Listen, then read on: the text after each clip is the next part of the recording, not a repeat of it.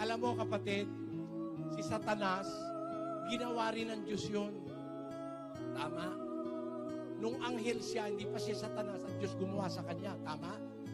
Accept? Yan. Tayo, ginawa ba tayo ng Diyos? O, tama.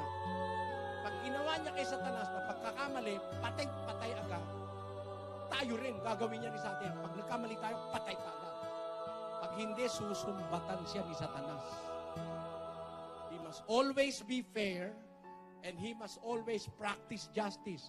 Kaya, hindi niya pa ngayon inaalis si Satanas, inaalalayan niya tayo, kapatid. Kasi what he will do to Satan, he must do fairly to every creation. Tama? Eh pag nagkasala tayo, kung yun ang reason, tayo rin pag nagkasala, patay na tayo. Eh mahal tayo ng Diyos. Ayaw ng Diyos na tayo mapahamak, kaya nagbibigay siya ng pagpapahinuhod sa tao. Ganon din kay Satanas, hindi niya agad pinapatay o pinupuksa. May appointed time para doon. Sapagkat siya'y nagtakda ng isang araw na kanyang ipaghuhukom sa sanglibutan. Hindi na natin pwedeng baguhin, nakatakda na yung isang araw na yon. Pati si Satanas, huhukuman doon. Pati tayo. Ngayon, habang tumatagal yon, ibig ba sabihin nagpapabayaan Diyos? Hindi. 3:15 ng 2 Pedro, ang sabi ganito. At inyong ariin na ang pagpapahinuhod ng ating Panginoon ay pagliligtas. Ang long suffering ng Diyos ay pagliligtas. Hanggang hindi pa siya nagpaparusa, gusto niya pa tayong magsisi. Gusto niya pa tayong maligtas. Yan. Kaya huwag tayong umabuso. Ang ginagawa ng ibang tao, kung hindi agad nagpaparusa ang Diyos, umaabuso naman.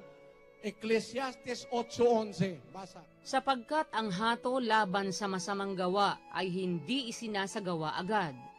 Kaya't ang puso ng mga anak ng mga tao ay lubos na nangalalagak sa paggawa ng kasamaan. Yung iba, kung hindi agad nagpaparusa ang Diyos, ang layo ng Diyos, kaya siya nagpapahinuhod para maligtas ka, magsisi ka, makita mo yung pagkakamali mo.